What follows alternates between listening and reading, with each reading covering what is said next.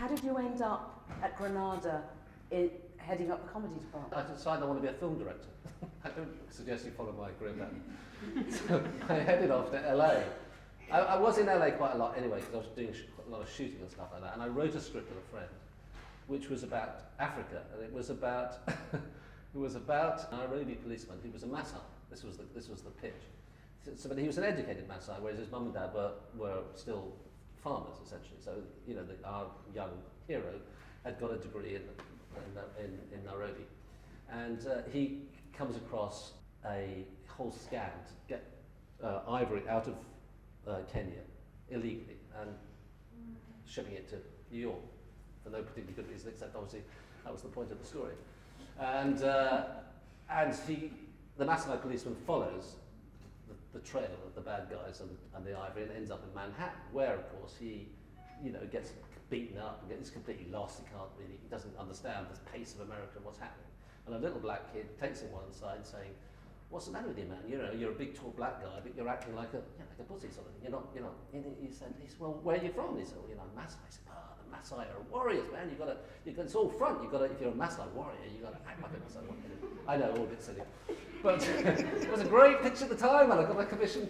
Anyway, the film in the end didn't happen for one reason after another. But I hung around LA for a little while, and until. And this is where writers are very important in my life. A guy called Pete Morgan, who's a very successful screenwriter, who I had met about 3 or 4 years before. And the reason I met Peter was this.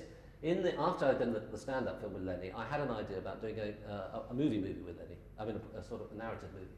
And the notion I had was to make a film, a bit like sort of Hard Day's Night, really, a sort of pop band. And there was a band in the 80s called the Bundy Boys, who came from Zimbabwe, who were a wonderful little pop combo.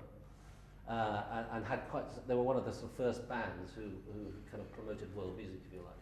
So the idea of the film was that Lenny was a cab driver in Harare. He had this band, who were obviously a real band. He brought them across to the UK to try and make it. They don't make it, but then at the last minute, they do make it, of course. So in order to, again, I got some money for this pitch. I just wrote it all up, banged it into a company long since gone called Consolidated, but they liked the idea. They gave me some money, and I went in to see my agent who lived in Kensington. And so I said, "Look, I've got this idea, I've got some money, I just need a writer." And he's got to find me a writer. I said, "All right, I'll find you a writer." I said, "Well, just please, it's really difficult to find writers."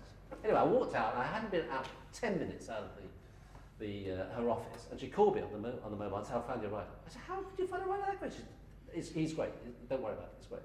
And this was Pete Morgan. And Pete Morgan had just come out of Leeds University, and he and his mate Mark had gone in to see their new agent, who was also my age. So she'd gone up to go to the bathroom, and Pete had walked round to her desk and looked at everything that was sitting on top of her and said, "I'll do this." And that's how it started. This is how my relationship with Peter Morgan started. So I then met Peter Morgan, who was very chippy and chatty for 23 years old. And I said, "Well, look, I said, if you want to write this movie, you've got to go to Africa, because you can't write a movie about, you've got to meet Lenny Henry and you've got to go to Zimbabwe."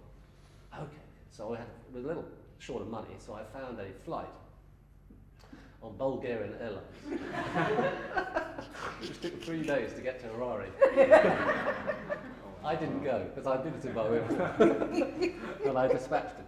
Anyway, he actually wrote quite a good script, which I still have actually. We didn't get it off, but it formed a great relationship, and then Peter and I became mates and started doing other things. He then headed out to LA around the same time as me, and he was doing rewrites on movies. To sort of second, third rewrites, just polishes and stuff like that. I mean, he was a good writer. He hadn't really found his groove at that point, actually.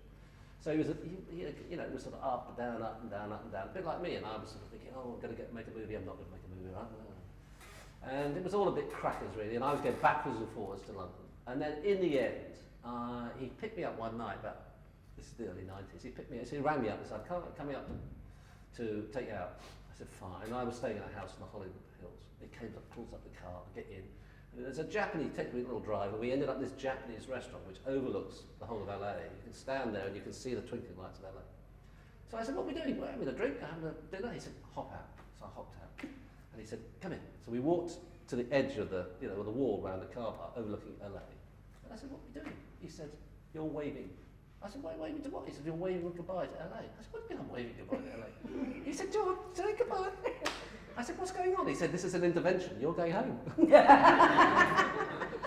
I said, why? He said, look, you've got to go home. You know, you've got a nice young lady waiting for you, and she's not going to wait any longer if you don't get home. Anyway, you're wasting your time here. Go back to England and sort yourself out. So I did. And it was in the immediate period afterwards that I landed this job at Granada, which was just an accident actually. I just met a person for lunch who just said, you know, why don't you come and start a comedy department? And there was no comedy department, but you know, I was very... Can I have that? But the great thing was that I arrived at Granada, and within a week I had met Steve Coogan and Caroline Hearn and John Thompson, who were great mates and who formed the nucleus of a lot of work that I did in the 90s. And, you know, they were just extraordinarily talented people. And writers, that's what they were. I mean, performers as well, but fundamentally writers. You know, Caroline was the most extraordinary piece of talent to work with.